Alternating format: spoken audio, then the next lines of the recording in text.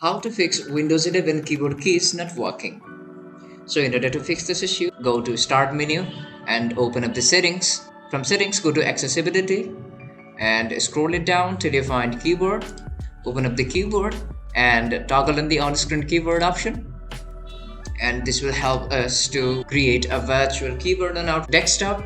From there, click Windows and R to open the run command and type registry edit.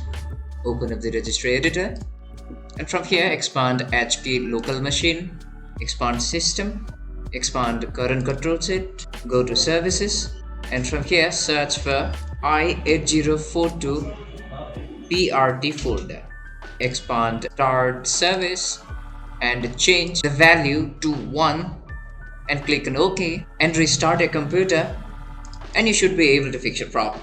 So this is how you can fix Windows 11 keyboard not working. If you find this tutorial helpful, to subscribe and don't forget to leave us a like and comment. Thank you.